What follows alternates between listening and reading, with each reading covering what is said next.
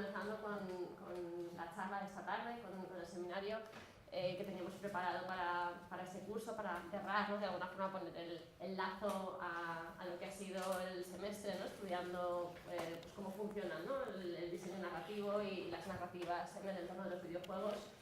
Los que habéis venido esta mañana al Game Lab, pues ya sabéis un poco, ya hemos empezado a introducir, ¿no? Algunas de las cuestiones que seguro que ahora vamos a retomar y vamos a seguir. A los que os incorporéis ahora, os vuelvo a presentar a Anton Planels, él es profesor de diseño de videojuegos y diseño narrativo, ¿no? En el Tecnocampus, que es un centro adscrito a la Universidad Pompeu Fabra, en Barcelona. Y bueno, en realidad no hacen falta presentaciones demasiado rígidas, ¿no? Porque ya hemos estudiado, ¿no? En clase un poco cuáles eran sus propuestas, nos hemos centrado, ¿no? Un poco en ver esa propuesta que él hacía de los videojuegos y los mundos de ficción, y lo hemos invitado pues, para que profundice en esta cuestión y nos hable, ¿no? de sus intereses, ¿no? En la investigación de los videojuegos, en los que está ahora, que precisamente tienen que ver, ¿no? Con esos argumentos universales que de alguna forma ya también apuntamos en clase y que él va a venir, ¿no? O esperamos, ¿no? que nos cuente un poquito más de esto.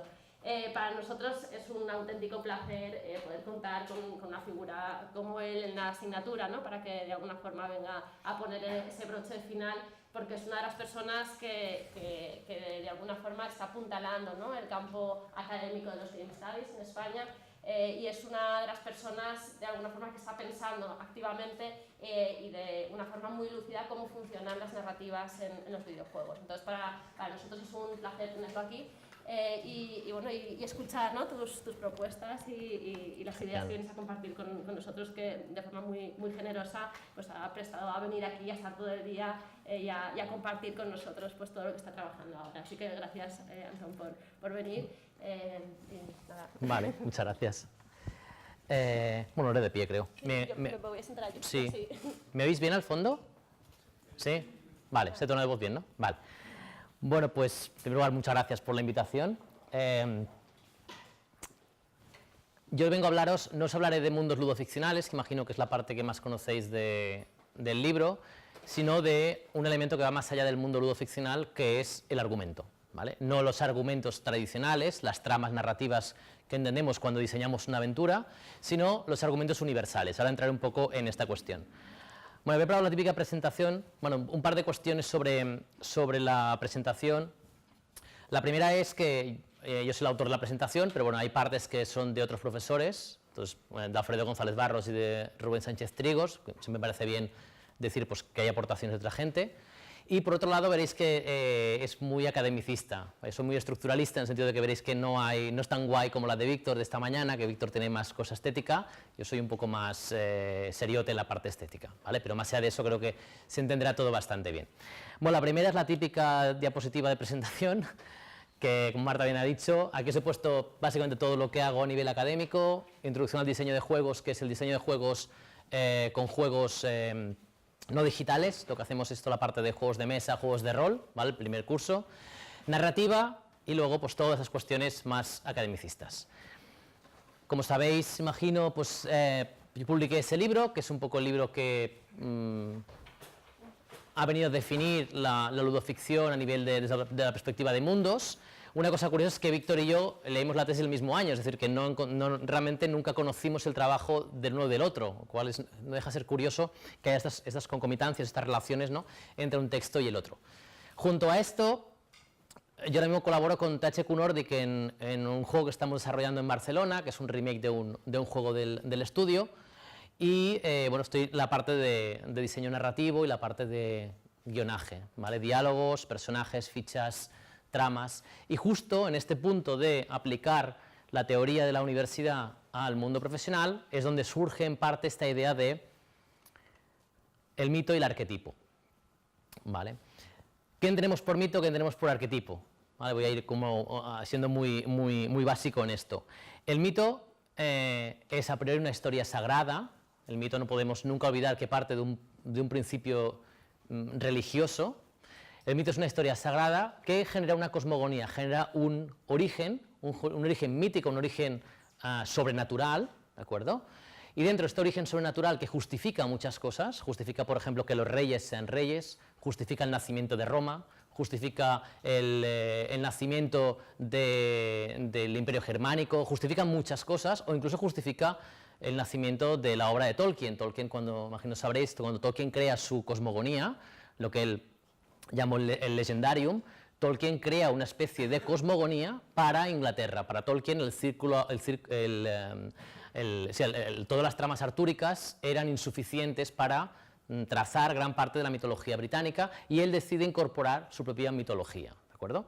El mito, por lo tanto, tiene este origen cosmogónico, tiene este origen religioso y las grandes líneas mitológicas o las grandes tramas mitológicas que son totalmente ahistóricas en el sentido de que podemos encontrar mitos en cualquier cultura, en cualquier momento, ¿vale? Es decir, la mitología occidental, que es la que a nosotros más nos atañe, curiosamente encuentra reflejos en cualquier otra mitología. Mitologías, por ejemplo, los indios americanos comparten gran parte de nuestra mitología.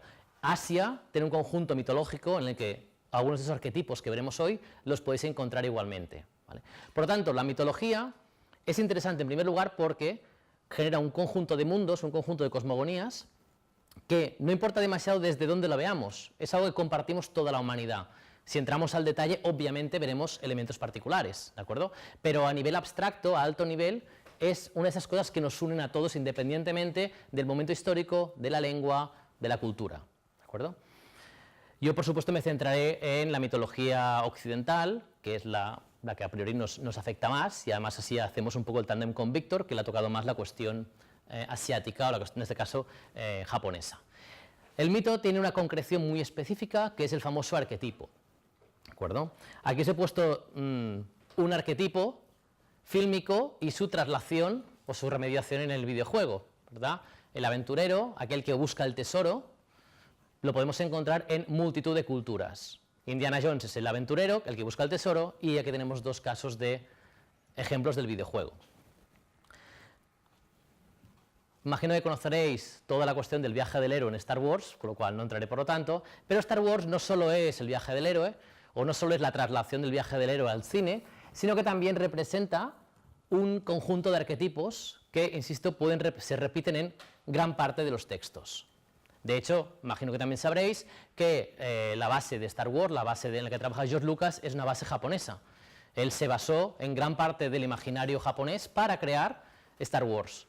Y aquí lo que tenemos son los arquetipos, grandes personalidades, grandes elementos, los maestros, la princesa, el héroe, el jugador, los aliados, el maestro del mal, el antihéroe, los cómplices. La primera lectura que quiero transmitiros es que la mitología, como veremos también en el videojuego, no está exenta de ideología. La princesa no es un elemento al mismo nivel que el héroe. Y hoy obviamente no trataré los principios de la mitología hoy desde la perspectiva feminista, porque eso es otra clase distinta, pero es obvio, no hace falta que os lo que imagino que defienda mucho esta idea, pero es obvio que la mujer no sale muy bien parada en la mitología, ¿no? Ni la mitología ni las derivas arquetípicas. En contraste tenemos una cosa que Víctor también ha hablado esta mañana, que es el estereotipo. El estereotipo es distinto del arquetipo. El arquetipo es ese elemento, insisto, transhistórico, transcultural, ¿de acuerdo? Aquel que podemos trazar independientemente del momento histórico. El estereotipo está íntimamente ligado a un momento cultural y a un momento histórico. Cada cultura tiene estereotipos en su momento histórico. En España, por ejemplo, y de hecho ha habido algunas tesis que casi lo han analizado, tenemos un estereotipo muy propio nuestro, ¿no? Que también lo tienen otros países del entorno, que es el estereotipo de la choni, ¿no? Si vos pensáis en, yo os digo, tenemos que diseñar la choni, ¿no? Una choni, la choni de Castefa, por ejemplo, para irme un poco a Cataluña, pues tiene unas características, ¿no? Pero la choni, ¿vale? La choni como estereotipo se entiende aquí, pero si os vais a Grecia y les decís que hay que diseñar una choni, en Grecia no sabrán de qué estáis hablando, ¿vale? Es una cuestión de estereotipos locales. Os he puesto el caso de Big Bang Theory porque es un caso interesante de cómo un canal más media como es NBC descubre que lo interesante no es el friki como público, ni es el friki como elemento de representación. Lo que interesa es el friki como estereotipo, ¿de acuerdo? Vosotros podéis hacer una serie de televisión, incluso una comedia, con frikis, ¿de acuerdo? Que sea divertida, pero en el caso de Big Bang Theory funcionó y sigue funcionando como serie. No digo que sea buena o mala, no entro en eso, digo que funciona a nivel de audiencias, porque lo que está haciendo es que se ríe del estereotipo, ¿no? Lleva al extremo el friki y se ríe de él, ¿de acuerdo? Por tanto, explota el cliché. Hay un enorme debate en el mundo académico, pero sobre todo en la industria, sobre el tema de los estereotipos. ¿Podemos usarlos para diseñar? ¿No podemos usarlos para diseñar? Bueno, es un gran debate que obviamente excede de mucho esta sesión, pero por norma general hay que ir con muchísimo cuidado, ¿de acuerdo? Con muchísimo cuidado. Dicho esto, volviendo a los arquetipos. Los arquetipos son, como os pongo aquí, lógicas, un elemento estructuralista de lugares comunes. ¿Esto qué quiere decir? Pues básicamente quiere decir que los mitos o las concreciones en argumentos universales generan estructuras en el tiempo, que si seguimos unos pasos concretos estamos dentro de ese argumento universal o de ese mito. Y nuevamente se pueden dividir en dos grandes familias. Aquí os he puesto algunas de las más comunes en Occidente. Los patrones narrativos, que son esas estructuras de eventos que van encadenados, ¿no? La fundación de la ciudad, es el caso, por ejemplo, del nacimiento de Roma, de la deriva de Troya, la caída de Troya es el germen del nacimiento de Roma, la búsqueda del tesoro, algunos de estos los veremos hoy, el laberinto, el descenso a los infiernos, el amor imposible, ¿de acuerdo? Son estructuras que podemos utilizar y que podemos ver replicadas en mil y un momentos. Y estos patrones narrativos son protagonizados por un conjunto de protagonistas. Edipo, obviamente, solo por el síndrome de Edipo ya imagino que todos lo conocemos. Antígona, que es la gran figura de la mujer de la resistencia, el antisistema. Ya adelanto que Antígona es la gran ausente del videojuego. Don Juan, ¿no? el hombre que es el gran seductor. Prometeo, aquel que roba el fuego a los dioses para dárselo a los hombres, que es por ejemplo el germen de la vida artificial. El Quijote, que es el hombre que pierde la cabeza, en este caso por la literatura. Macbeth, que es un personaje que veremos. Macbeth es el que sufre un ansia de poder, sube y cae. ¿De acuerdo? Lo interesante es que este tipo de argumentos universales pasan por un proceso que llamamos remediación. Os lo pongo entre comillas y os pongo al lado el concepto en inglés porque siempre sabéis que esas traducciones son un poco complejas. La remediación como anclaje pragmático. ¿Esto qué quiere decir? Quiere decir básicamente que nosotros, en cada contexto histórico, en cada momento, cogemos el arquetipo y le damos un sentido específico. ¿De acuerdo? Por ejemplo, si yo os digo que estos tres textos audiovisuales forman parte del arquetipo del rey Arturo, ¿os encaja?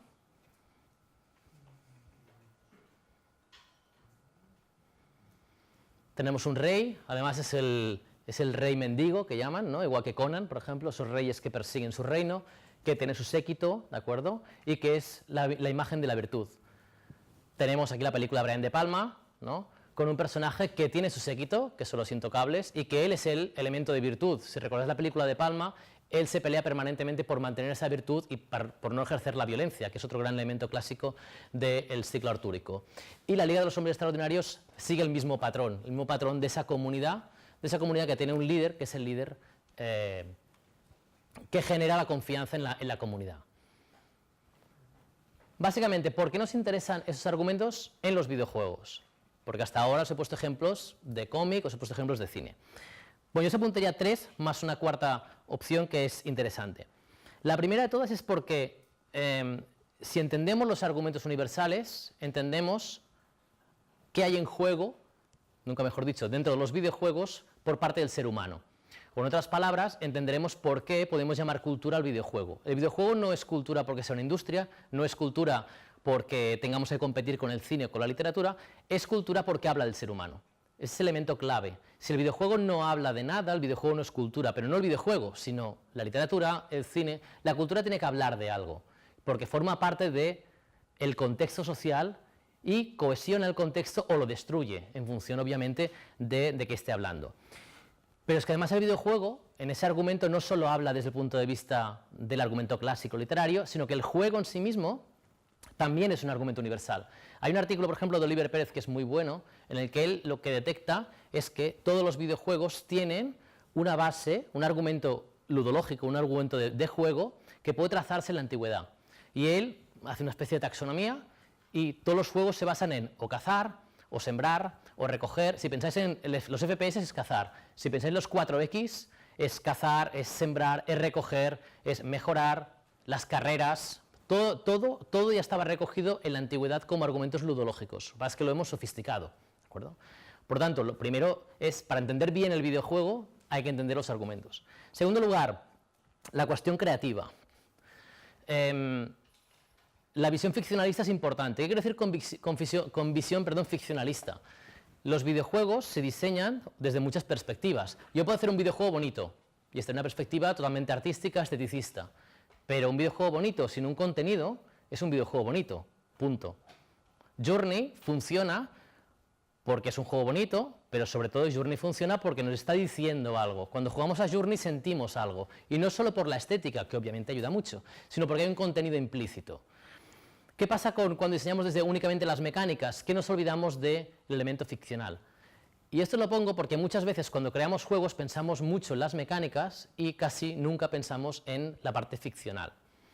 Me diréis, bueno, depende del juego. Sí, obviamente, no es lo mismo si vais a hacer un juego, un Bejeweled o un Candy Crush, en el que todo es abstracto, esto no opera. Yo estoy hablando obviamente de juegos de contenido narrativo, ¿vale? En el que tenéis que pensar las mecánicas, pero esas mecánicas siempre tienen que ir referenciadas. O en otras palabras, crear mecánicas de cero sin tener en cuenta la ficción no sirve para nada. ¿Qué nos dan los argumentos? Nos dan herramientas para crear desde la ficción. En lugar de buscar unas mecánicas y luego meterles encima una capa de ficción, no, vamos a intentar hacer un videojuego de la búsqueda del tesoro. ¿Qué tiene este argumento? Esto, esto y esto. Vamos a ver cómo esto lo trasladamos en mecánicas. La tercera, la cuestión de la legitimación. Esto es una cuestión un poquito más densa, pero con la que voy a ir muy rápido. Toda legitimación, y ahora me refiero a un autor que es Terry Eagleton, en un libro que se llama Cultura, que es un libro, por cierto, muy interesante, él establece una dicotomía. Él dice, toda cultura pasa necesariamente por una relación asimétrica y normalmente conflictiva, que es lo que él llama la civilización, que son las condiciones materiales de producción, obviamente Eagleton tiene una tradición marxista, y por otro lado la cultura simbólica. Esto básicamente quiere decir que toda civilización puede querer crear videojuegos estupendos que si no tenéis el dinero para hacerlo, la parte material, no podéis hacer videojuegos, ¿de acuerdo? Por lo tanto, la relación tiene que estar siempre allí, necesariamente. Ese equilibrio, que antes cuando estábamos en el debate, algunos me preguntabais la cuestión esta de, bueno, pero yo trabajo en una empresa, ¿no? Si tengo una idea, ¿hasta qué punto? Bueno, hay que lidiar con eso. Hay que lidiar con eso. Si los videojuegos lidian con eso desde los argumentos, podrán crear mejores juegos. Lo que pasa es que obviamente siempre tenemos que lidiar entendiendo que esto existe. O en otras palabras, yo puedo tener una idea fantástica para un videojuego, pero no puedo creerme que solo por tener la idea y por lo tanto estar en el nivel de cultura, la parte simbólica, no puedo, puedo ignorar la parte material. Esto no va así, ¿vale? Un gran ejemplo de eso es Hollywood. Hollywood es un entramado cinematográfico brutal, con obras muy estereotipadas, pero de vez en cuando conseguimos, ¿verdad?, meter algún tipo de nueva creación asumiendo esa realidad. Bueno, y os he puesto además una cita que a mí me parecía muy interesante del texto del profesor Rodríguez sobre el contexto en el que esto sucede, que es muy importante, que es la mitificación de los propios instrumentos de desmitificación. El videojuego se ha adjudicado a sí mismo un carácter mítico en un contexto, ¿de acuerdo?, en el que se estaba desmitificando. El videojuego era la rareza, el videojuego era la cosa rarita de vosotros jugabais a juegos y luego salíais a la calle a matar a niños, ¿no? Es un poco la idea que había en los 80-90. Los videojuegos han pasado por un proceso de legitimación, pero a su vez se han mitificado. Víctor antes lo apuntaba en el debate, decía, es que ahora parece que juegas a juegos, el juego es arte, el juego cura el cáncer, el juego... ¿Vale? Cuidado con eso, porque cuando el videojuego se cree que es mucho más de lo que realmente es, cuando le damos este estatuto de lo místico y de lo mítico, ¿de acuerdo?, blindamos el juego de innovación. Por lo tanto, básicamente, en este argumento es importante legitimar el juego entendiendo las condiciones materiales de producción y a su vez entendiendo que estamos en un contexto en el que el juego crece de una manera mítica, ¿m? Y que hay que intentar evitar que eso se coma el propio juego. Bien, ya entrando en toda esta la parte más teórica, entramos en una parte más distendida. ¿Qué veremos aquí? Argumentos universales. Básicamente la pregunta es ¿qué argumentos se usan en los videojuegos? No os traigo todos los argumentos, porque eso sería materialmente imposible, sino os traigo una selección. ¿Y con qué criterios? ¿Cuáles son los sobrerepresentados? Argumentos que están en el mainstream y que son básicamente hegemónicos. Aquellos están representados pero de manera limitada, es decir, que el argumento universal clásico dice más cosas de cómo luego salta al videojuego. Y finalmente los infrarrepresentados o ausentes, aquellos que pueden estar y estarán en algún juego, pero que no tienen tanto recorrido como quisiéramos. ¿Vale? Obviamente me diréis, ya, pero de este he visto que hay 4. Bueno, estamos hablando siempre de cuestiones cualitativas, ¿eh? No es un estudio empírico. Un libro que os recomiendo, por si no lo tenéis ya referenciado, es La semilla inmortal, de Jordi Bayó y Xavier Pérez. Es un libro súper interesante, súper ameno, muy fácil de leer, en el que se recogen 23 argumentos universales en el cine. ¿De acuerdo? Algunos de los que hablaré hoy están en ese libro y, insisto, es un muy buen libro para iniciarse en esas estructuras. Bien, vamos a empezar por el primero, la venganza. La venganza es posiblemente uno de los argumentos más sobrerepresentados de la historia del videojuego. ¿De acuerdo? ¿Conocéis a Orestes?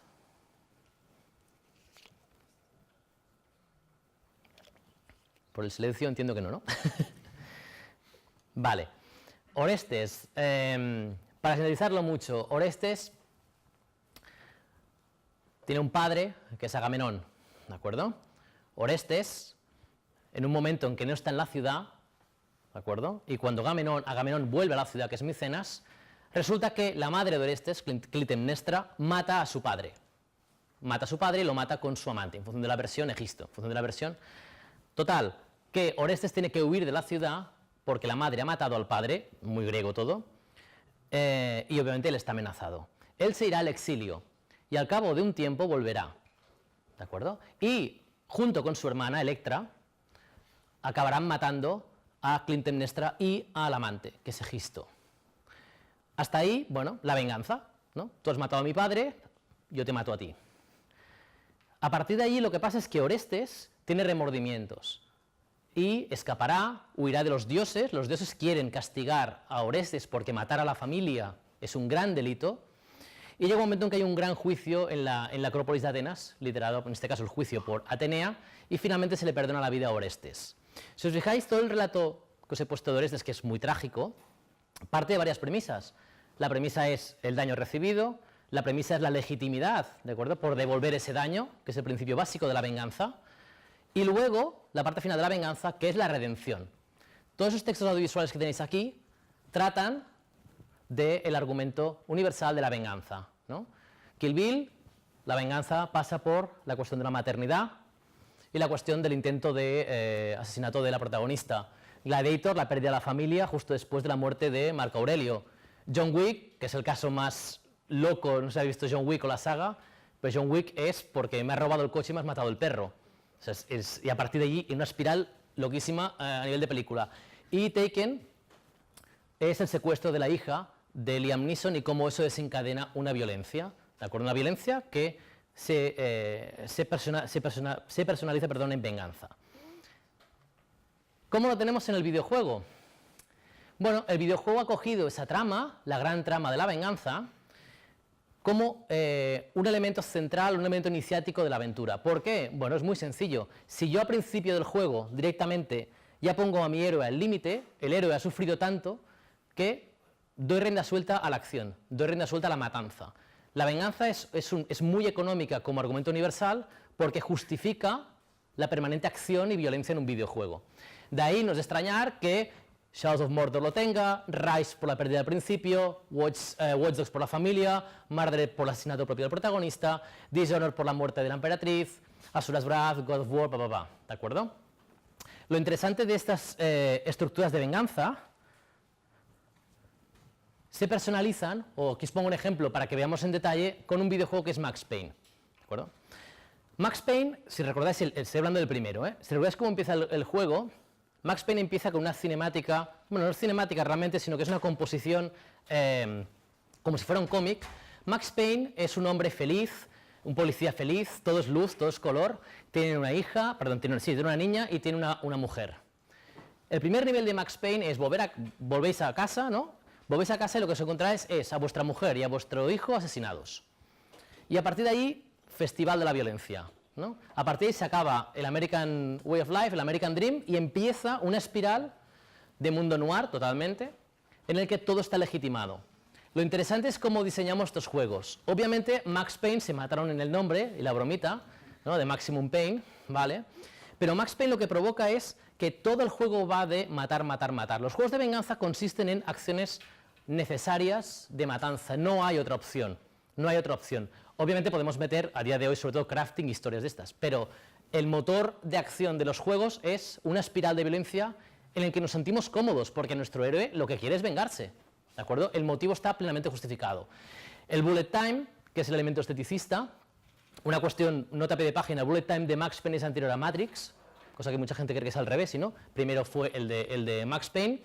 Y una cuestión que a mí me hace mucha gracia del juego es que en el juego no podemos curarnos. Lo que podemos es coger analgésicos para reducir ese dolor que siempre está allí. Es una traslación muy interesante a nivel de ficción. Este hombre que ha perdido la familia y que está en modo destructor no puede curar, no puede evitar, no puede eliminar ese dolor, solo puede aminorarlo, ¿de acuerdo? Es un juego interesante, desde esa perspectiva, es un juego muy cerrado, no hay casi exteriores, siempre está nevando fuera, son bajos fondos, nos remite al cine negro americano, es bajos fondos con prostitutas, vagabundos, chulos, mafiosos. Pero curiosamente, Max Payne no tiene redención.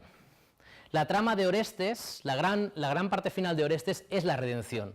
¿Por qué? Porque los argumentos universales parten de una acción legitimada, pero hay cosas que el argumento nunca admitirá. No admitirá nunca matar a la familia. Por lo tanto, aunque sea por venganza, tú tienes que pagar un precio. Los videojuegos, en cambio, ¿qué hacen?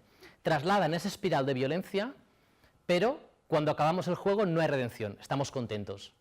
Si recordáis, Max Payne básicamente es una matanza, luego subo a un edificio, voy matando a todo Cristo, incluidos policías, pobre gente, y cuando acaba el juego es como, ya está, soy la hostia, punto. Y a partir de ahí vendrá el segundo juego.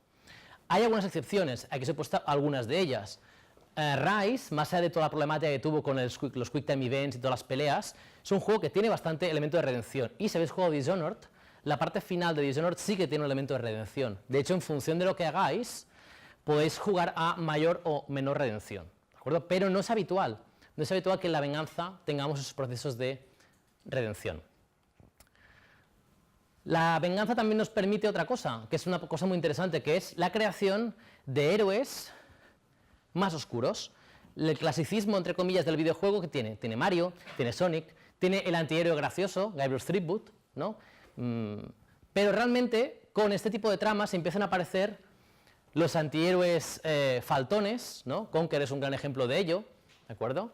Los antihéroes oscuros, aquellos que aceptan ciertos poderes que no pertenecen a la luz, sino que pertenecen a la oscuridad, por lo tanto ya el acto de la venganza ya no es virtuoso. Ya admitimos la oscuridad dentro de un acto de venganza. O cosas como protagonizar, ¿no?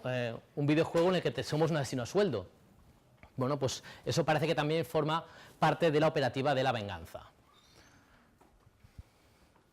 El intruso benefactor es el segundo gran argumento del videojuego.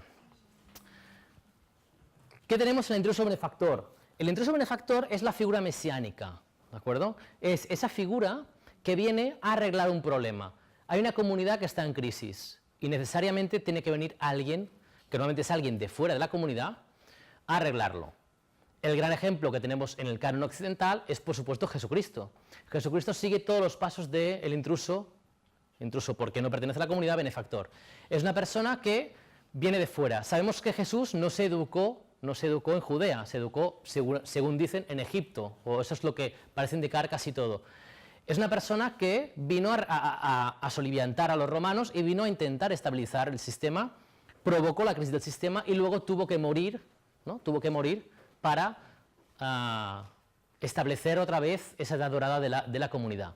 Aquí os he puesto una cita bíblica. No acostumbro poner citas bíblicas en las charlas de videojuegos, pero creo que esta es interesante, porque Jesús dice, no crean, ustedes, no crean que vine a traer paz a la tierra, no vine a traer paz sino espada. Esto es una cita importante porque incluso Ratzinger, por ejemplo, tuvo que salir y justificar un poco la cita, porque había mucha gente que estaba como un poco escandalizada por esta cita. Porque he venido a poner en conflicto al hombre contra su padre.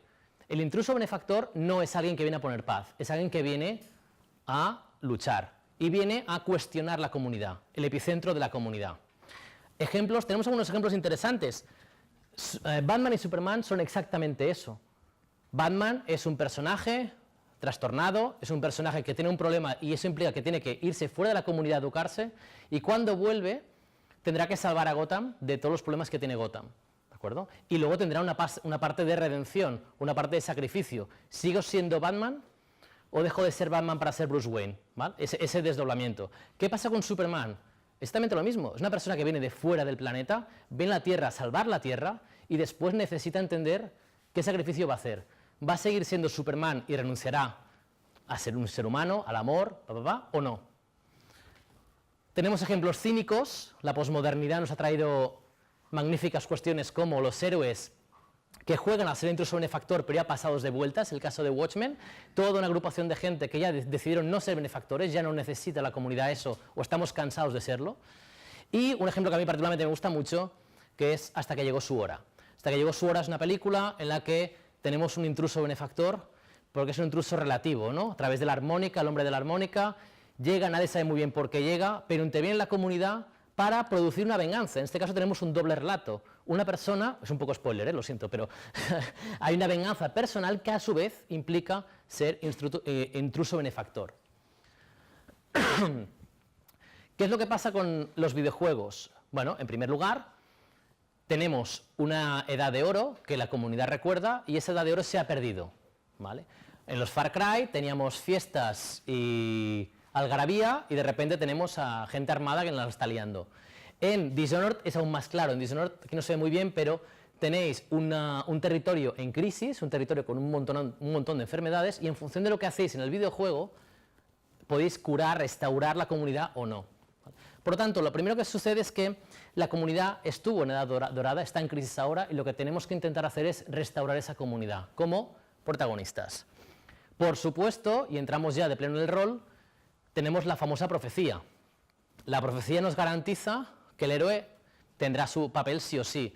Es el caso de Skyrim, es el caso de Dragon Age, por ejemplo, en el que el héroe ha sido enviado, ¿de acuerdo? El héroe ha sido enviado para solventar la problemática. Y en muchas ocasiones, y eso también es importante tenerlo en cuenta, el héroe pertenece a una comunidad oprimida. ¿Por qué? Bueno, porque si el héroe fuera la clase militante, si el héroe fuera quien controla el poder, no tendría sentido la restauración de la situación. Siempre hay alguien más poderoso que el héroe que oprime la comunidad, y él, como líder de esa comunidad oprimida, deberá erigirse como líder. Tenéis varios ejemplos que os he puesto. Y finalmente tenemos el sacrificio del héroe. El héroe tendrá que sacrificarse. Eso no quiere decir que el héroe tenga que morir, pero el héroe tendrá que sacrificar alguna parcela de su representación. Puede ser que no puede vivir en la comunidad. Si pensáis, por ejemplo, luego lo veremos, pero si pensáis en Ethan de Centauros del Desierto, Ethan es una persona que viene a arreglar un problema en la comunidad, es un retorno al hogar, pero Ethan no cruza el umbral, ¿no? Todos hemos visto la película. Ethan no cruza el umbral, Ethan no puede volver a la comunidad, ¿vale? Es un sacrificio que él tiene que hacer. Aquí lo tenéis, por ejemplo, con el tema de Bioshock Infinite, el final, el sacrificio, el bautismo, volvemos otra vez a elementos cristianos, el bautismo como elemento del sacrificio final. Mass Effect, si recordáis el muy polémico final de Mass Effect, hay la idea de la inteligencia artificial y el niño, ¿no? La inocencia, la solución como inocencia. Kratos, otro personaje que se inmola en múltiples ocasiones para intentar restaurar la comunidad. Y en este contexto aparece de vez en cuando no es profetizado, el héroe accidental, que es un héroe que, por cierto, el cine de acción de los 80 explotó muy bien, como es el caso de John McClane, que es posiblemente la figura más interesante, pero el propio Indiana Jones, que no es este tipo de estereotipo, perdón, de arqueotipo, sino que sería búsqueda del tesoro, también se encuentra. Pues tenemos videojuegos en los que tenemos a personajes que estaban en el sitio equivocado en el momento equivocado, ¿no? El caso de, por ejemplo, Half-Life. Pero vamos, tenemos casos de este tipo. Si tenemos por un lado el intruso benefactor, ahora vamos al otro extremo, que es el intruso destructor. El intruso destructor es también un intruso, no pertenece a la comunidad, pero en lugar de volver a la comunidad para sanarla, para restaurarla, lo que viene es a desestabilizar una comunidad. Esa comunidad que va a desestabilizar es una comunidad que está bien, aunque tiene problemas internos, como toda comunidad. Ejemplos clásicos, sin duda, toda la figura de Drácula, os pongo el Drácula más animalista, que es el de Nosferatu, pero desde el Drácula Nosferatu hasta, iba a decir Twilight, pero no diré Twilight, hasta prácticamente los 80-90, las películas de la Hammer, por ejemplo, o la película de Coppola, ¿no? Tenemos un tipo de Drácula que es exactamente eso. Si recordáis el texto de Bram Stoker, Drácula es un personaje que va a Gran Bretaña, se traslada en barco, y lo primero que sucede cuando él llega al puerto es que empieza una especie de peste. Es exactamente eso, es el intruso que entra en un contexto más o menos estable para destruir el contexto desde dentro, y la comunidad tendrá que reaccionar ante eso. Obviamente aquí tenemos grandes ejemplos de la historia del cine que responden a otras grandes cuestiones que imagino que conoceréis, pero sabemos perfectamente que la era atómica, ¿no? El boom de la era atómica produjo pesadillas como Tiburón, Hormigas gigantes, películas en las que los animales han sufrido mutaciones y esos animales que pertenecen a nuestro mundo se rebelan contra nuestro mundo precisamente por esa acción humana que es la parte nuclear. Y a la parte nuclear se le opone el que viene de fuera, el alien, la guerra de los mundos o el alien literalmente que entra en Nostromo para destruir la comunidad. ¿De acuerdo? Estos son ejemplos clásicos. ¿Cuál es el ejemplo de intruso destructor moderno más popular?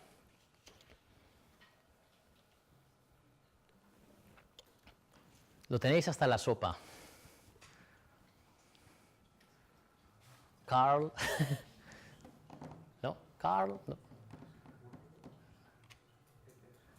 ¿Vale? Exacto. El último hit en intruso destructor es el zombie. Y el zombie, que también le hemos cogido el videojuego, aquí solo quería apuntar las dos familias de zombies que a veces olvidamos. La familia de Romero, que es el zombie clásico. No olvidéis que el cine de Romero es un cine anticapitalista desde el punto de vista ideológico. Romero coge un centro comercial, pone unos zombies, ¿no? Y dice, mirad en lo que nos hemos convertido. ¿Vale? Romero pone zombies lentos en un centro comercial porque es una crítica al capitalismo. Él dice, en eso somos. Pero hemos pasado del zombie lento de Romero al zombie que corre más que Usain Bolt, ¿no?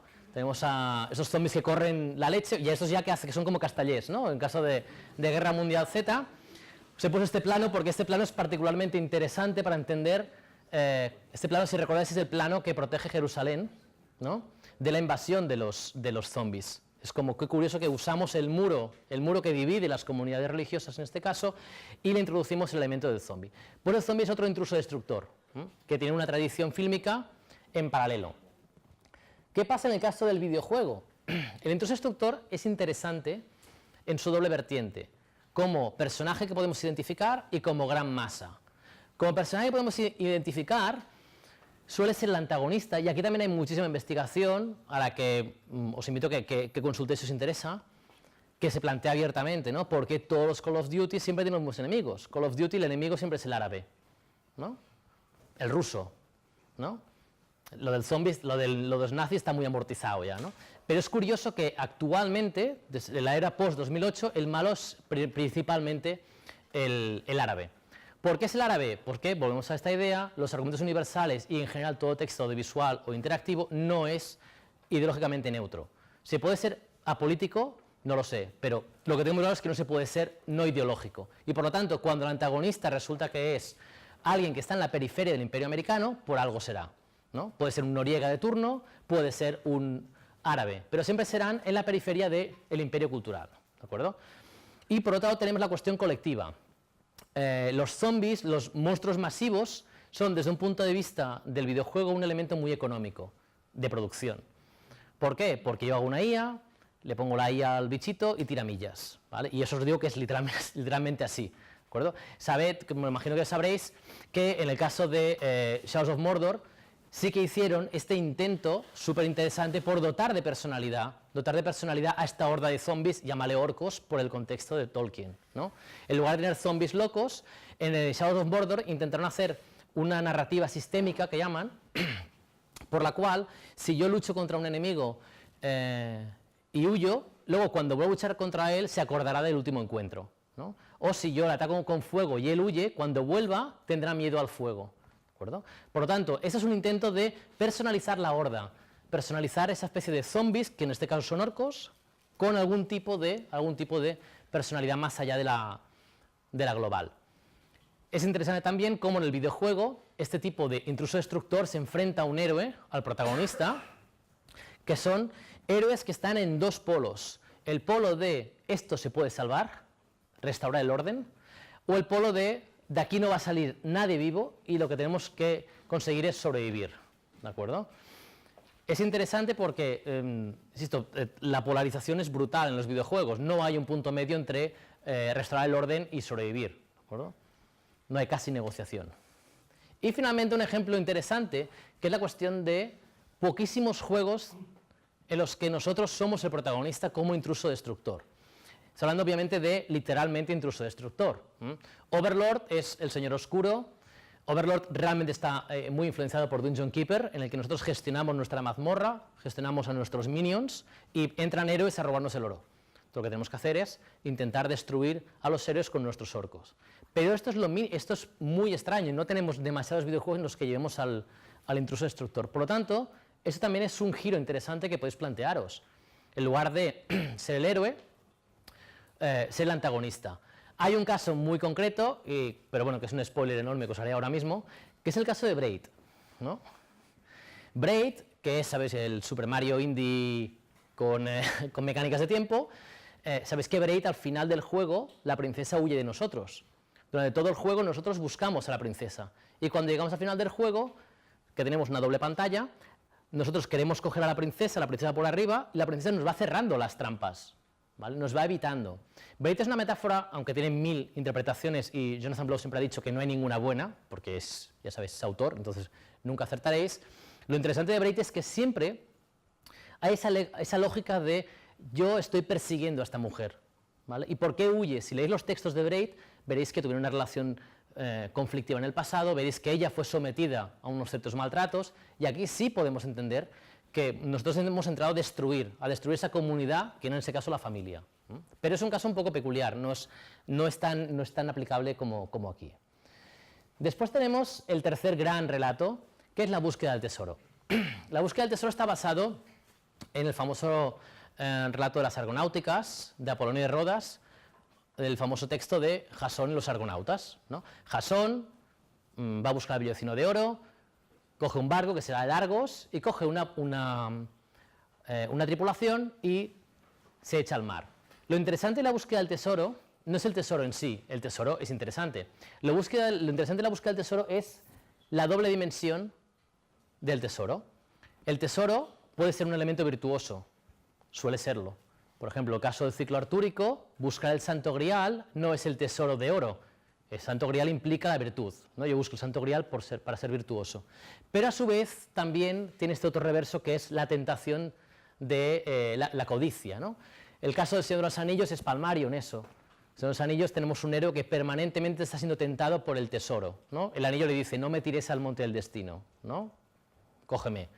Y Indiana Jones, si habéis visto La Última Cruzada, Indiana Jones tiene en una única secuencia, que es la final, los dos polos. Indiana Jones con el cáliz y Elsa, que es la chica, curioso, chica mala, ya os he dicho que las mujeres no saléis muy bien paradas en esto, la mujer que sí cae en la tentación. Bueno, ella es nazi y quema libros, ya de entrada iba mal la cosa, pero la tentación está ahí, ¿no? ¿Cómo pasa esto en el videojuego? Bueno, aquí os he puesto ejemplos de algunos de los videojuegos que en sus orígenes dispararon toda la trama de la búsqueda del tesoro. El tesoro ha sido siempre un motor muy económico para el videojuego. Cuando digo económico me refiero a útil desde un punto de vista narrativo. ¿Por qué? Porque al fin y al cabo, intentar buscar un tesoro implica aumentar en puntuación, aumentar en habilidades, por lo tanto, progresar en diseño de niveles. El nivel es progresivo. Así como la venganza tiene un nivel exponencial en la violencia, aquí el nivel es exponencial en la búsqueda, la complejidad. De ahí que el 99,9% de plataformas que conocéis se basan en búsquedas del tesoro progresivas en el tiempo y que son incrementales en dificultad, porque es lo más sencillo, entre comillas, desde el punto de vista de diseño, a realizar. Que se puso el ejemplo, por ejemplo, de la Adventure Colossal Cave buscaba tesoros, el Adventure de Atari, que es el precursor, es un cáliz, ¿de acuerdo? Los grandes juegos de los orígenes tiran por aquí. Pero no solo ellos. El tesoro también se ha usado en infinidad de ocasiones como el gran MacGuffin del videojuego. ¿Cuál es el secreto de Monkey Island? Pues que ni Ron Gilbert lo sabe. El secreto de Monkey Island es como el Big Whoop de Monkey Island 2. Nadie lo sabe, es sencillamente ese gran tesoro, ese gran secreto que justifica toda la aventura. Y si os fijáis en todas las sagas de la mayor parte de juegos de Ubisoft, por ejemplo, y el propio Mass Effect 3, siempre tenemos este elemento que es el MacGuffin. El MacGuffin es un concepto que inventó Hitchcock, por el cual el objeto de deseo, el objeto que el héroe busca, es un elemento absolutamente intrascendente, en el sentido de que podría ser modificado o cambiado por cualquier otro objeto. Al final es irrelevante el objeto en sí. Lo importante es que ese objeto motiva al héroe a iniciar la búsqueda. ¿De acuerdo? El tesoro es el MacGuffin, pero el tesoro implica necesariamente un acto de realización.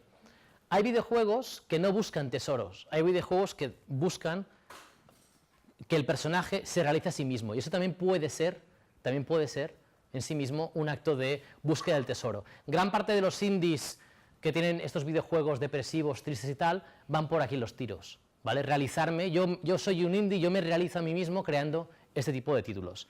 Ejemplos: Guybrush Threepwood quiere ser pirata. Si os fijáis, Monkey Island es la locura hecha juego. Tiene un tesoro MacGuffin absurdo, que es el secreto, y la realización del personaje, que es ser pirata, cuando es un inútil y es un antihéroe. O sea, es una realidad súper compleja y que nos parece una chorrada, pero hacer algo así no es tan fácil. Y un juego que con Víctor hemos hablado muchas veces, que es un juego que a día de hoy sería muy difícil de hacer, es Larry. Si habéis jugado a Larry, la saga de Larry, Larry es un hombre de 50 años, bajito, feo, es un voyeur, es un maleducado, y básicamente todo el juego consiste en que él quiere tener sexo con todas las mujeres que se encuentra, ¿vale? Pues su realización personal es esa, y ya está, es el tesoro que busca. Ante esto, tenemos un problema, que es a vueltas con la mujer. La búsqueda del tesoro no es la búsqueda del amor, y esto es una confusión que hay que ir con muchísimo cuidado. Cuando Mario busca a la princesa para casarse, ¿de acuerdo? Mario lo que quiere es la princesa como trofeo, no nos engañemos, ¿vale? No hay un dispositivo del amor, no hay un romance, no hay una elaboración, no es una trama amorosa. De allí que tengamos muchos videojuegos clásicos y no tan clásicos que lo que han hecho es convertir a la mujer, la han cosificado, han convertido a la mujer en el cáliz. Nos da igual que el tesoro sea monedas, oro, el santo grial o la mujer como esposa perfecta. ¿De acuerdo? La cuestión está en que la mujer se convierte en un trofeo más, o se convierte en una llave de paso, que llamamos. El caso, por ejemplo, de Grim Fandango, tenemos una mujer que es llave de paso. El caso de BioShock Infinite es incluso más extremo. En BioShock Infinite la mitad del juego es subir hasta la torre hasta liberar a Elizabeth. La otra mitad del juego es de Elizabeth para abajo. ¿De acuerdo? Obviamente eso no quita que Elizabeth sea un personaje interesante, que tenga atributos, que funcione narrativamente. Lo que digo es que en este momento la mujer es una llave, ¿vale? Es una llave que abre parte del camino. El mapa, toda búsqueda del tesoro implica necesariamente un mapa incompleto, y gran parte del juego consiste en encontrar los trozos del mapa. Los juegos clásicos de aventura gráfica de los 90 lo tenían, ¿no? Monkey Island 2, por ejemplo, lo tiene, pero muchos juegos tienen mapa, ya sea un mapa literal o un mapa supuesto. El caso, por ejemplo, de Uncharted, la mitad de Uncharted es buscar el mapa, que tienes que ir a un sitio, buscar con los cañones, no sé qué, bueno, pues es buscar el mapa incompleto. Y el mapa nos lleva a sitios gracias a el Argos. El Argos, que para Jason y los Argonautas era el barco, Argos era el barco, es una extensión del héroe. Y esto es una cuestión que está súper poco estudiada y que realmente merecería un análisis en profundidad, porque resulta que tú luego pones un tráiler de Star Wars en la Star Wars Convention y pones un plano del halcón milenario y la gente salta como loca. Y la convención de Star Trek les pones la Enterprise y la gente salta como loca. De hecho, la última temporada de Star Trek aparece la Enterprise y le dedican 10 segundos con la música, ¿no? Y Abrams también lo hace con las películas. Es una extensión del héroe. El DeLorean es un protagonista de la película. El DeLorean tiene un peso enorme en Regreso al Futuro. Pues esta extensión de los héroes, que dota de personalidad a la nave, también la tenemos en el videojuego. Se ha puesto el caso de Monkey Island 2, pero posiblemente el caso más famoso sea, por ejemplo, la Normandy de Mass Effect, hasta el punto de que Eve, que es la inteligencia artificial de la nave, acaba siendo personalizada en una mujer. Tiene voz, tiene autonomía, tiene carácter. Al principio era una nave, pero de ahí le sacan un personaje como extensión del héroe. Otra trama interesante, ahí en este caso ya empezamos a tramas poco explotadas. El retorno al hogar. Retorno al hogar, conocida por la Odisea. Ulises, sabéis que estuvo en la guerra de Troya, y cuando acaba la guerra de Troya vuelve a su casa, pasa todas las aventuras, y cuando vuelve a casa, su hijo Telémaco ha cambiado, su mujer ha cambiado y él ha cambiado. Esa es la gran trama del retorno al hogar. Lo interesante del retorno al hogar es la aventura de vuelta, por un lado, y por otro, cómo el héroe ha cambiado. Obviamente, esta trama famosa del retorno al hogar se ha filtrado en el cine en ciertas construcciones a partir de la guerra de Vietnam, ¿no? Rambo es un buen ejemplo de eso, ¿no? El soldado que vuelve a casa y él no reconoce su pueblo ni se reconoce a sí mismo. En televisión, Homeland es muy interesante porque Homeland es qué hubiera pasado si Rambo hubiera vuelto después de la caída de las torres y después de haber sido prisionero de Al-Qaeda durante unos años, ¿no? Pues que habría vuelto pues, un poco perjudicado. Y también tenemos el caso, como te apuntaba antes, de Ethan, de Centauros del Desierto, personaje que retorna al hogar para salvar el hogar, pero nunca puede entrar por el umbral, nunca puede cruzar ese umbral porque ya no pertenece a ese mundo. En videojuegos tenemos, aquí se ha puesto alguna selección, ¿de acuerdo? Estos son juegos en los que literalmente hay un retorno al hogar. El retorno al hogar puede expandirse. Por ejemplo, Life is Strange es otro ejemplo interesante de retorno al hogar, ¿no? Ella vuelve a la universidad en su pueblo y se reencuentra con su infancia, ¿vale?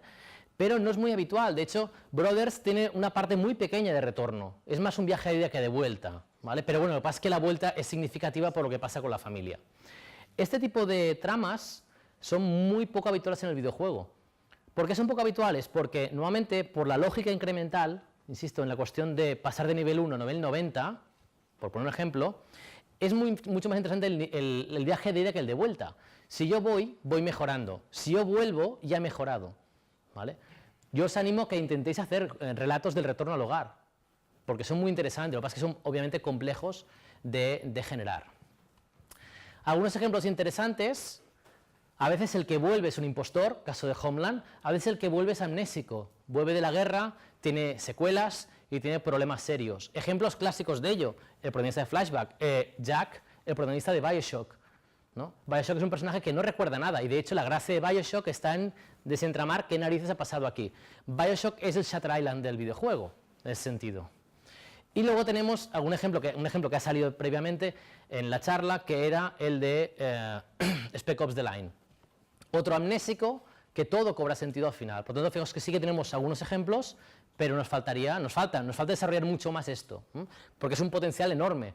Ir desentrañando la narrativa a lo largo del tiempo para entender por qué el héroe está donde está.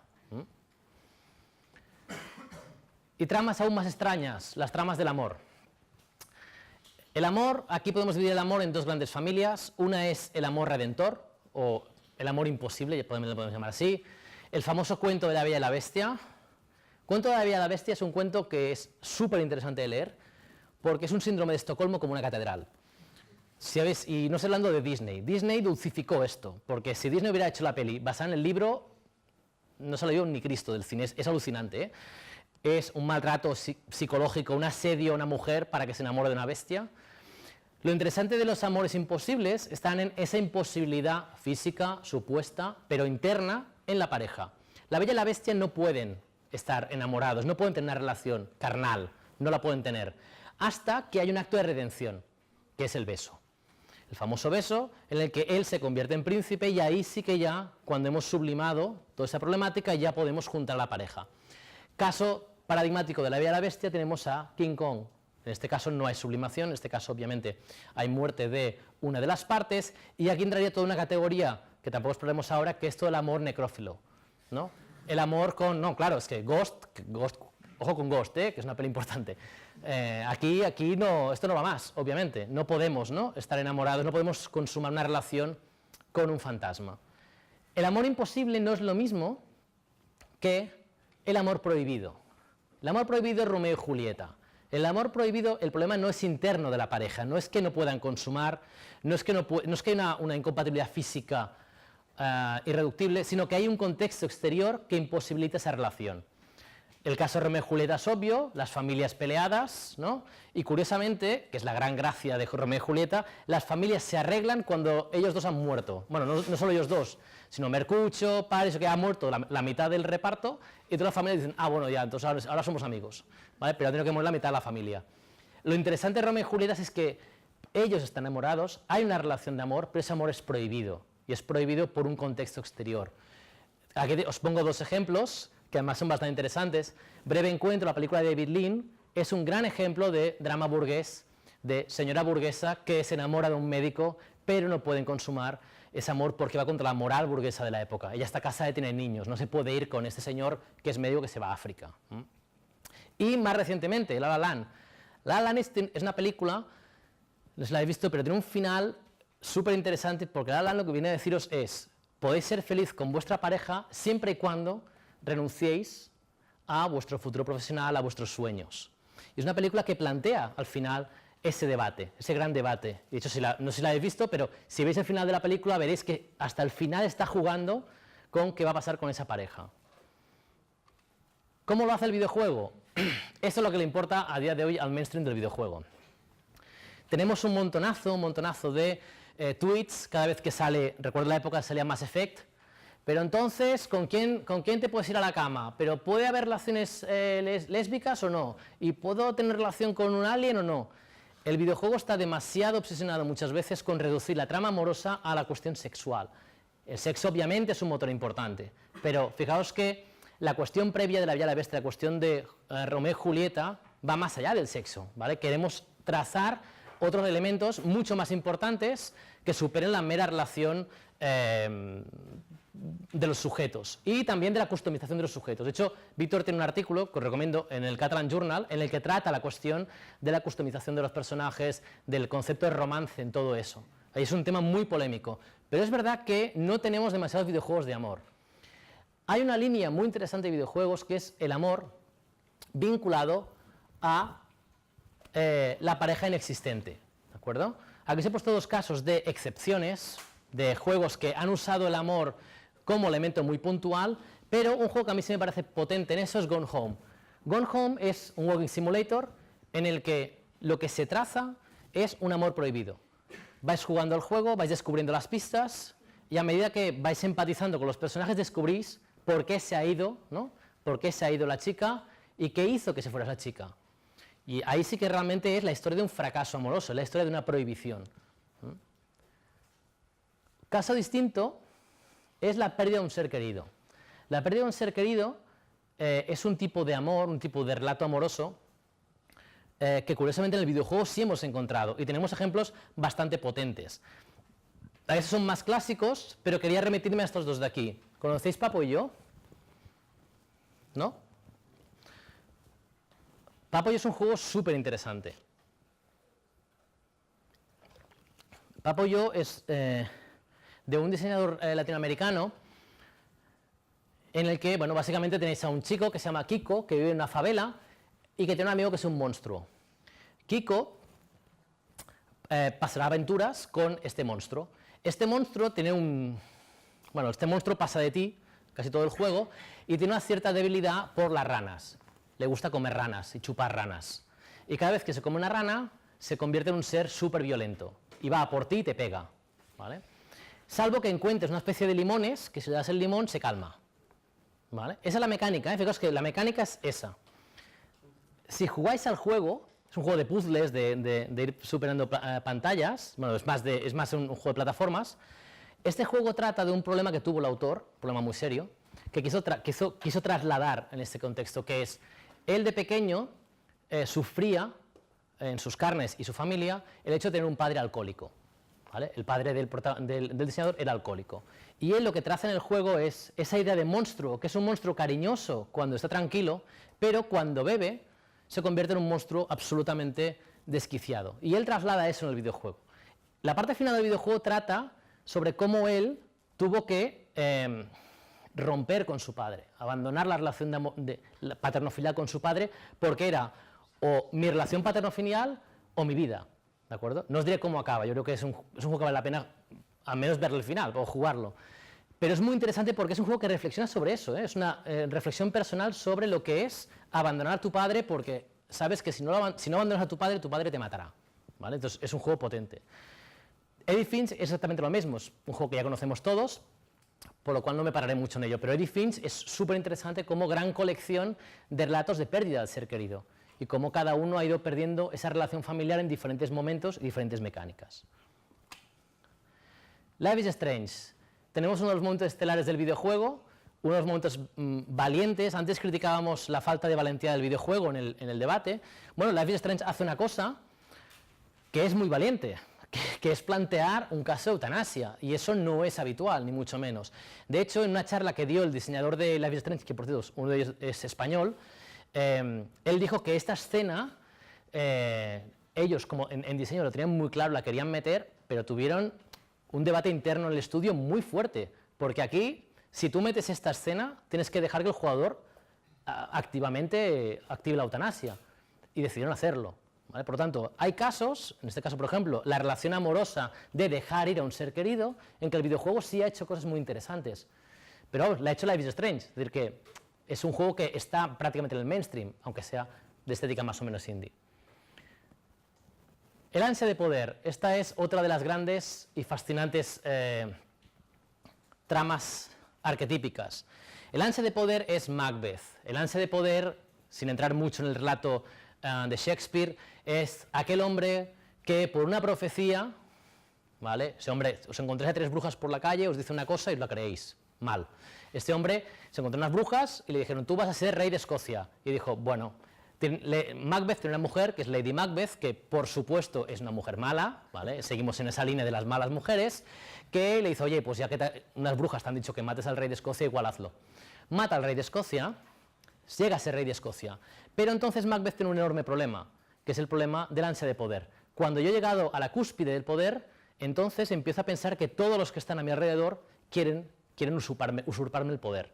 Y aquí es donde viene una gran paradoja del ansia de poder, que es, normalmente el que llega a tener a ese nivel de poder es una persona que ha tenido mucha suerte, pero a su vez tiene mucho miedo de perderla, ¿de acuerdo? A partir de ese momento, ¿qué pasará? Macbeth, por supuesto, tendrá muchos remordimientos, su mujer también, y acabará perdiendo, acabará muriendo, acabará siendo derrocado. Grandes ejemplos de ello, por supuesto, todo el cine de gángsters, el famoso Scarface, por ejemplo, la película en la que aparece el Zeppelin, ¿no? Él mira por la ventana y ve el Zeppelin que dice "The wall is yours". Esa es la profecía de Macbeth para el protagonista de Scarface, ¿eh? El mundo será tuyo. O la famosa la famosa serie de House of Cards. House of Cards es una serie de ansia de poder, una serie de Macbeth, hasta el punto de romper la cuarta pared, la ruptura metaléptica del personaje mirando a cámara. Eso es brutal, ¿no? Está engañando a una persona y para un momento y mira al espectador y le dice, yo controlo tanto que puedo romper la cuarta pared y os diré cómo voy a conseguir el poder, ¿no? Es alucinante. El ansia de poder en el videojuego, por si no había quedado claro qué saga podría ser, se ha visto reflejada, por supuesto, en juegos de gángsters y, por supuesto, en juegos de poder urbano. No diré mucho más porque es interesante esa idea de auge y caída. Sí.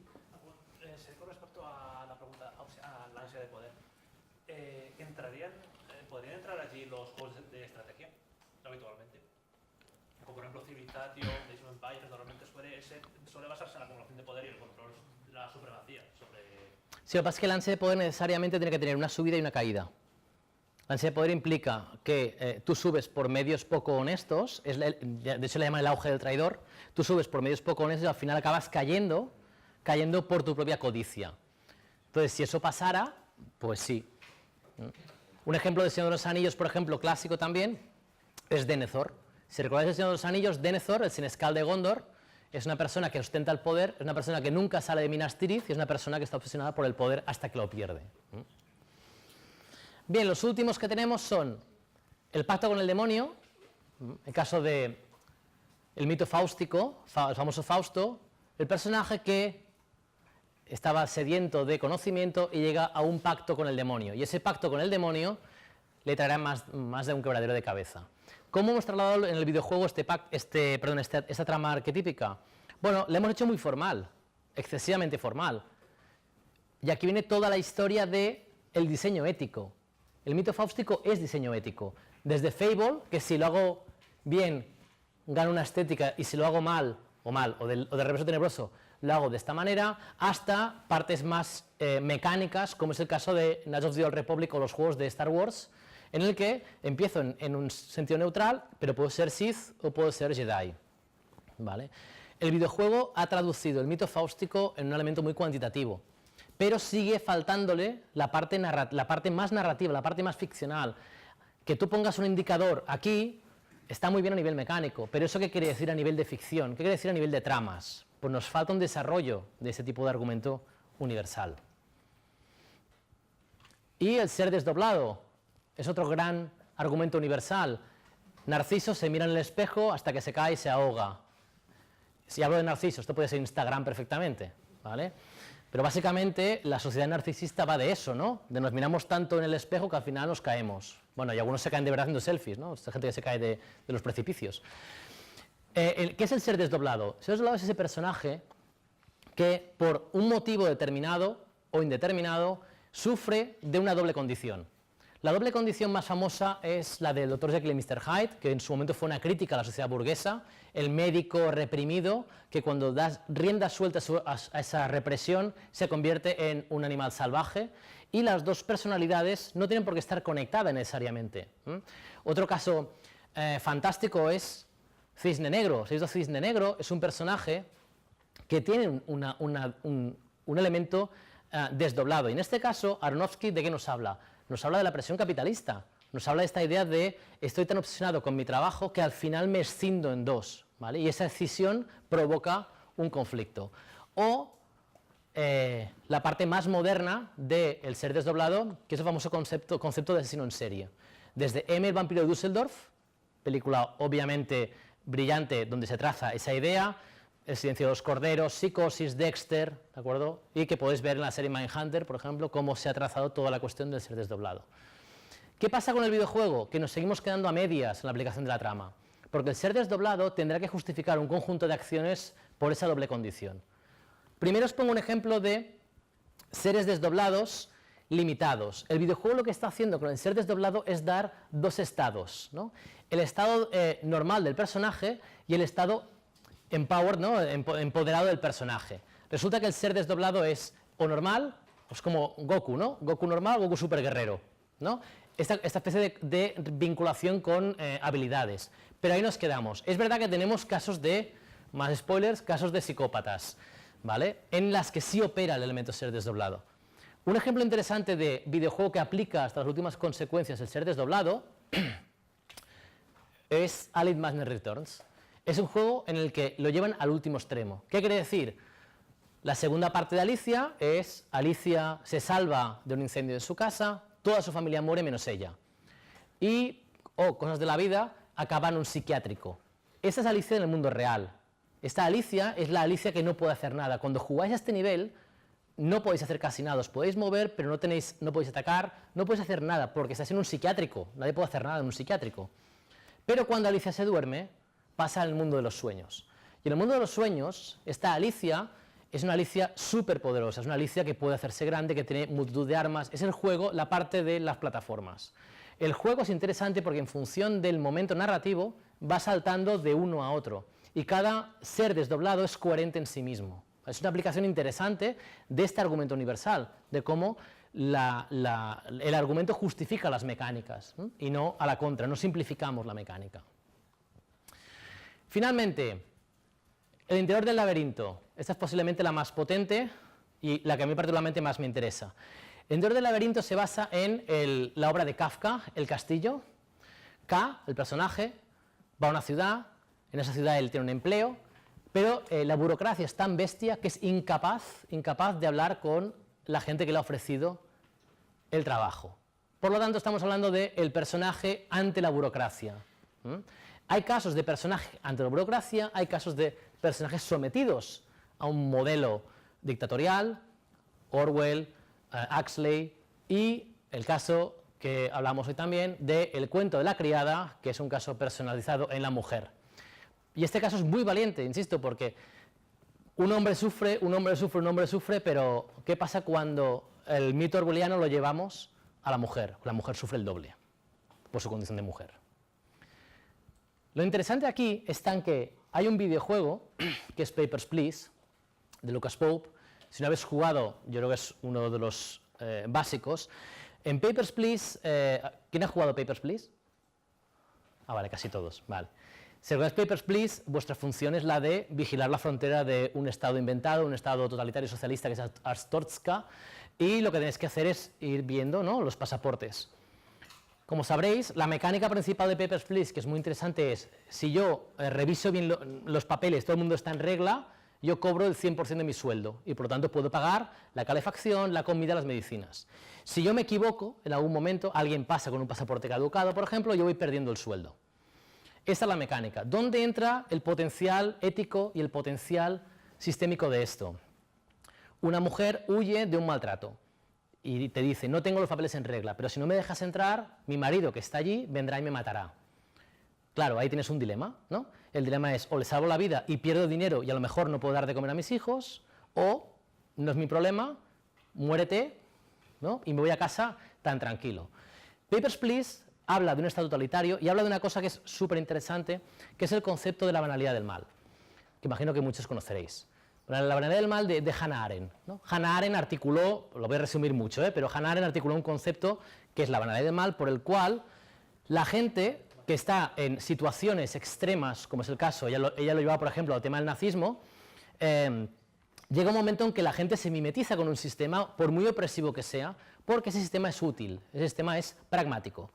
El caso de los juicios de Israel, pues Hannah Arendt se dio cuenta de que el hombre que estaba, por ejemplo, vigilando Auschwitz, ese hombre estaba muy tranquilo en el juicio y le preguntaban cosas, ¿y usted cómo llevaba a los judíos? ¿Y usted, cuando los judíos los iban a matar, por dónde los llevaba? ¿Y en qué puerta abría?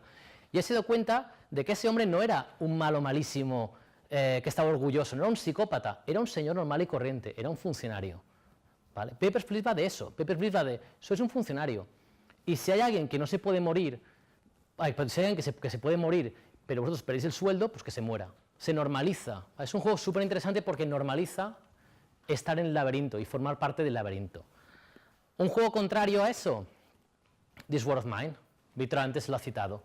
En This War of Mine no formamos parte del sistema. En This War of Mine somos una víctima del sistema. Estamos en el asedio de Sarajevo, queremos huir, somos parte de la población civil y la cuestión está en sobrevivir. Y aquí también hay mucha cuestión dramática. Pero, insisto, es un argumento en el laberinto súper potente y súper interesante. Tenemos un conjunto de héroes, que es lo que Hausmann habla de los héroes primitivos, que participan de este laberinto. ¿Vale? Esos también son héroes arquetípicos. El pirata es aquel hombre que se cansa de trabajar en la Marina Británica y monta un barco con sus amigos o con gente y se dedican a atacar barcos. Y este señor es un antisistema. Robin Hood es el hombre que está en Sherwood y que contra el rey Juan, porque rey Juan explota a los pobres, decide organizarse y hacer un pillaje para favorecer a los pobres. La idea del hacker, idea romántica del hacker, es aquel que lucha contra las grandes corporaciones que intentan oprimirnos a través de los sistemas informáticos. Y un curioso sistema muy español, muy propio, que es los bandoleros. El bandolerismo trata de atacar a los nobles y atacar a la gente rica en la montaña, sobre todo en los pasos de montaña, para coger ese dinero y llevarlo a los pueblos. Estos son grandes héroes de la lucha en el laberinto. ¿Qué pasa con el tema, y con esto acabaremos, qué pasa con el tema del laberinto? Bueno, aquí os he puesto una cita de Byung-Chul Han, antes Víctor también lo ha citado. El videojuego está participando ahora mismo de un nuevo proceso de conversión de estos héroes. Estos héroes que hemos visto son muy clásicos, son arquetípicos, estoy hablando de los héroes en el laberinto. ¿Y por qué? Porque está cambiando el concepto de laberinto. Byung-Chul Han adopta la idea de la sociedad industrial represiva, no es una idea nueva de él, ya viene de Foucault y toda la teoría sobre las formas de represión de los sistemas capitalistas, y Byung-Chul Han lo que viene a decir es que en el sistema clásico podemos identificar al opresor y al oprimido. El señor de la fábrica oprime a los obreros se organizan contra el señor de la fábrica. ¿no? La polarización es muy clara. El problema es que el sujeto que está aplastado por ese establishment, de repente se convierte en otra cosa. Y ahí es donde viene la idea neoliberal que explora Byung-Chul Han. ¿Qué nos dice Byung-Chul Han? Que el poder del sistema actual ya no es ser represor, el sistema es seductor. El sistema se ha perfeccionado. El capitalismo antes, si no ibas a trabajar, te pegaba. Ahora, ¿qué hace el capitalismo? El capitalismo te dice, no te voy a pegar, te voy a decir, ¿por qué no eres tú tu propio empleado y tu propio jefe? ¿Por qué no tienes una cuenta LinkedIn y te vendes muy bien? ¿No? ¿Por qué no trabajas con entusiasmo, con alegría? Porque si haces cosas con entusiasmo y alegría, serás libre, ¿no? Y haces una charla TED y eres emprendedor, ¿no? Son conceptos que van ligados al neoliberalismo. Lo que nos viene a decir Byung-Chul Han aquí, por lo tanto, es que la dialéctica del amo y el esclavo, que es una dialéctica que estamos olvidando bastante, cada vez está menos valorada, cada vez tiene menos peso, ¿de acuerdo? Aquí os quería poner un ejemplo de una novela que es Ready Player One con la película de Spielberg, para que nos fijemos un poco en lo primero que se dice en esta novela y lo que se dice en la película. Estamos en el año 2044 y como el resto de la humanidad, Wade Watts prefiere 1000 veces el videojuego de Oasis al cada vez más sombrío mundo real. En otras palabras, me he cansado de luchar. Mola más jugar a videojuegos que asumir que el mundo real es un desastre. ¿De acuerdo? Eso sí, hasta ahí podríamos decir, vale, es un tío que se ha cansado de luchar, pero se asegura que esconde las diabólicas piezas de el juego, ¿no? Que esconde un rompecabezas que nos llevará a una fortuna incalculable. Ojo, que este tío no es que ya no luche porque esté cansado, es que este tío se quiere forrar. ¿Vale? Aquí estamos cambiando la dialéctica totalmente. Tendrá que competir contra miles de jugadores, ya no es un opresor y unos oprimidos. Todos luchamos contra todos, ¿no? Esta pelea permanente entre nosotros. Porque el objetivo es ganar. Y o ganas o pierdes. ¿Bien? Esto es interesante si lo vemos en palabras audiovisuales de Steven Spielberg.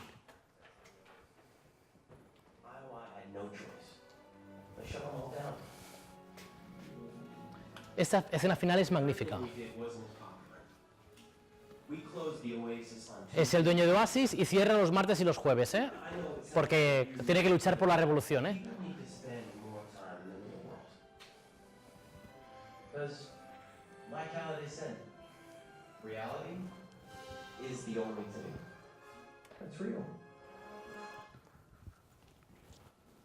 Vale. ¿Por qué es interesante esto? Que es una secuencia muy corta. Steven Spielberg es el tío que hizo la lista de Schindler, ¿eh? O sea, es el tío que ha dicho, cuidado con los campos de concentración, cuidado con los opresores. Es el tío que hizo Múnich, es el tío que acusó a Israel de hacer asesinatos selectivos por el mundo. Y luego lo que se hace es una peli en el que supuestamente está cansado de luchar, acaba siendo el dueño del videojuego, que es, insisto, este sistema amable y seductor, y acaba él con la chica, y acaba él con la tele de plasma, el pisazo, porque The Real Thing es esto. Eso es The Real World, ¿vale? Esto es la conversión del rebelde en lo que nosotros hemos denominado, un artículo que hemos hecho con Oliver y Víctor, el anti-establishment cool videolúdico, ¿no? El videojuego recoge esto y es, bueno, hay un tío que lucha contra el sistema, que es el de Ready Player One, pero es guay, ¿no? Es decir, es un tío que, de hecho, Oliver tiene un texto súper interesante en el que plantea si habéis visto la película, plantea un momento que hay una discusión entre el dueño de Oasis y el protagonista. Y no es una lucha entre el oprimido y el opresor, es una lucha entre la startup y el empresario de toda la vida. Es la sucesión, es el cambio en el control del poder.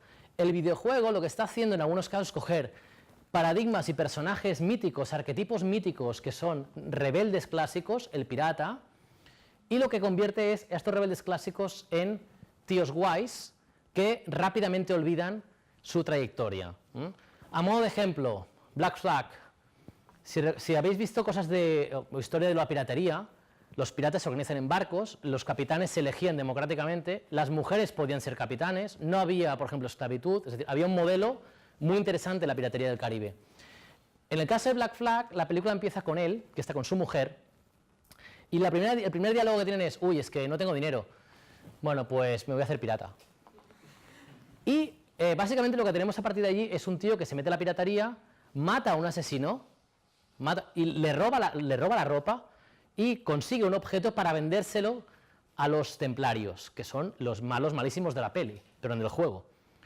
A partir de ese momento, el protagonista del juego, que, insisto, se ha metido en esto por pasta, se encuentra con Barba Negra, se encuentra con toda la gente que quiere montar Libertalia, el Estado liberal, bla, bla, bla.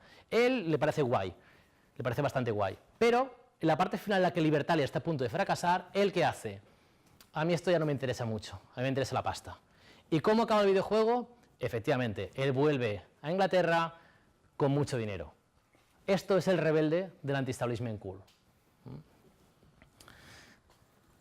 Y finalmente, a modo de resumen, estos son los más frecuentes en el videojuego, los argumentos más frecuentes que os he mostrado. Estos son aquellos que son frecuentes, pero desgraciadamente no tienen desarrollo, o nos hemos quedado a medias, y aquellos que siguen siendo poco frecuentes y que tendrían una trayectoria muy interesante porque realmente podemos hablar de muchas cosas de la contemporaneidad a partir de estos relatos míticos. ¿De acuerdo? Pues ya está. Muchas gracias.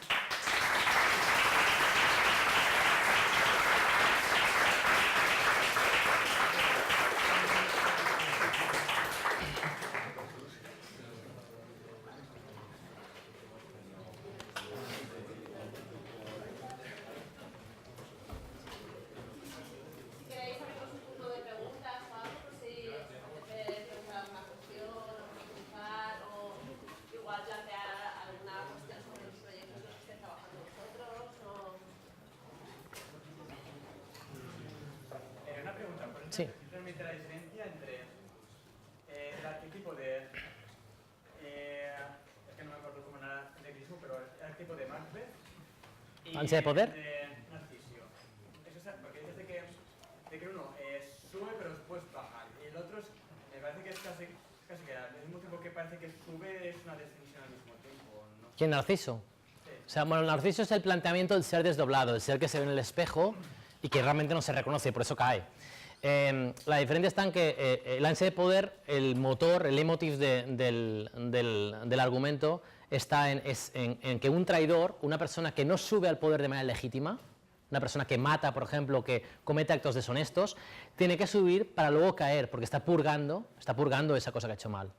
El ser desdoblado no es una evolución en ese sentido, sino que sencillamente el ser desdoblado es ese personaje que tiene una doble personalidad, dos personas que pueden interactuar entre ellas o no, y a partir de allí se desarrolla un relato de lo que sea. Es decir, tú puedes tener un ser desdoblado que a su vez sea, por ejemplo, un ansia de poder. Sería muy loco, pero se podría llegar a hacer. Son arquitramas que, que no operan de la misma manera. ¿No sé si te he contestado? Sí, más o menos. ¿Es posible que, dependiendo de nuestra perspectiva, el intruso benefactor pueda ser también el intruso destructor? Hombre, suelen ser, ahí justamente suelen ser muy... ¿Qué ejemplo te viene a la cabeza? No como ejemplo, sino como concepto. Si el intruso destructor tiene, o sea, al igual que el intruso benefactor es una persona que es ajena a una comunidad, de alguna forma ambos, con su actuación o su intercesión en el propio medio, ¿Sí? lo que hacen es que crean una desestabilización. Uh-huh. Es que una de ellas suele tender a la destrucción completa y otra tiende a una reestructuración. Uh-huh. Pero si entendemos como esa reestructuración como un cambio de mano, pueden estar más o menos tocando conceptualmente. ¿Vosotros veis Juego de Tronos? Es que ahora la puedo liar muy parda, pero hay un personaje o personajes en Juego de Tronos, da igual. El clásico personaje del consejero, que el consejero que asesora, un consejero que te da un consejo, hasta ahí, imagínate que viene de fuera y te da un consejo, es un intruso. La intención final es lo que perfilará si ese intruso es benefactor o destructor. Es decir, en una primera etapa es un intruso que viene a colaborar ante una comunidad, pero será su acción final lo que determine una cosa u otra. También es verdad que normalmente no dejamos el arquitrama tan lejos.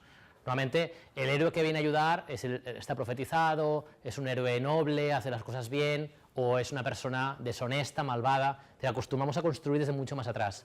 pero podríamos hacerlo así también. Una persona que no queda claro, de hecho, os digo Juego de Tronos porque hay un personaje que ahora lo está haciendo, que hay muchas teorías sobre si el personaje es bueno o malo, porque no sabemos si viene a destruir la comunidad o viene a salvarla.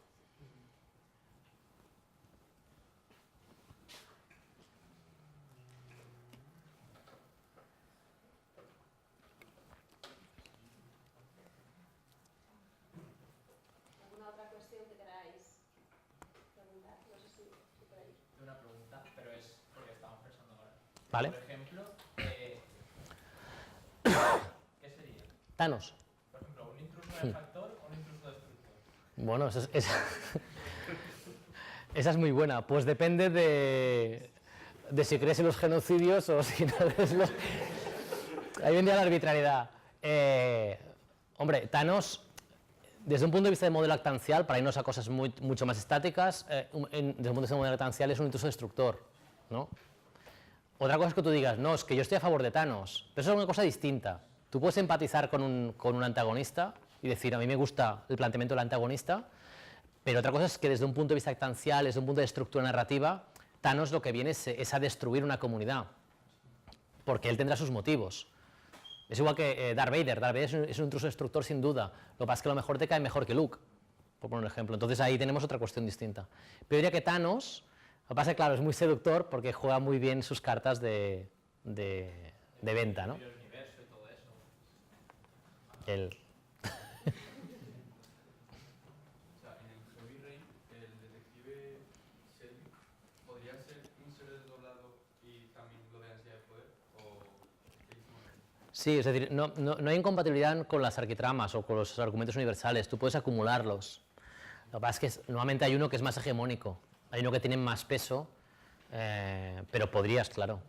De hecho, el ejemplo que os he puesto, por ejemplo, de Centauros del Desierto, es el caso de un intruso benefactor, que es Izan, que a su vez es un retorno al hogar, y que siempre está ahí, que no entra, entra. Pero obviamente entre los dos es un intruso benefactor con más peso que el retorno al hogar.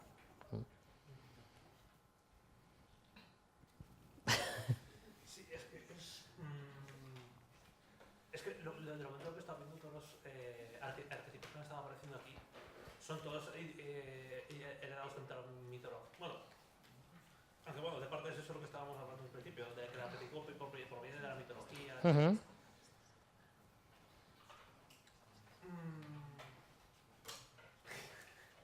No estoy seguro si me acabo de responder a la misma pregunta, pero es que estaba buscando toda esa herencia, viene de la literatura, del cine, y lo que me estaba planteando es si dentro del propio videojuego se ha podido crear su propio arquetipo, algún arquetipo propio dentro de él. Bueno, aquí hay otra cuestión que es, ten en cuenta que los arquetipos no son necesariamente dependientes de un medio. Obviamente nos fijamos en la literatura, ¿por qué? Porque la literatura es el medio, es decir, lleva más años que nadie y ha instaurado, en todas las culturas además, ha instaurado la mitología, ha instaurado los grandes arquetipos. El videojuego lleva poco tiempo y además, los arquetipos son transhistóricos, es decir, que eso no quiere decir que a lo mejor de aquí no sé cuántos años se genere algún tipo de arquitrama o argumento universal que nazca en el videojuego, eso podría llegar a pasar, pero es verdad que las herencias culturales son las que son, ¿no? Y el gran medio de argumentativo es la literatura, aunque solo sea por su impacto en la historia. Sí. Así que en los juegos de amor, has puesto a Silent Hill 2 como ejemplo, y sí que la trama va sobre un hombre que busca a su mujer en Silent Hill, pero digamos que en el juego la idea principal, o sea, Jane buscando a Mary, es el detonante para iniciar la historia, pero a partir de ahí el juego va sobre otros temas de un hombre que es castigado por sus pecados y acaba encontrando una redención o depende del final. Entonces, no sé, sería mejor en otro tipo de videojuego. Sí, lo que pasa es que en el caso de Silent Hill a mí me parece muy interesante porque el motor narrativo, o sea, la motivación del héroe está en esa arquitrama. Luego, obviamente, tú no puedes sostener digo videojuegos porque en el caso de los relatos fílmicos que son más cortos es más sencillo, pero en un videojuego vas a tener que hacer uso parcialmente de otra tipología de arquetipos. Lo que pasa es que lo interesante es que tú cumplas con un arquetipo global, ¿vale? Que sea el famoso arco de transformación de los héroes, es un arco de transformación basado en arquetipos. Silent Hill tiene ese arco. Ahora, que dentro tiene otras tipologías específicas también, claro, sí, sí, eso seguro. Pero casi todos los que hemos visto podéis incluso meter excepcionalidades o excepciones de otros arquitramas sin problema.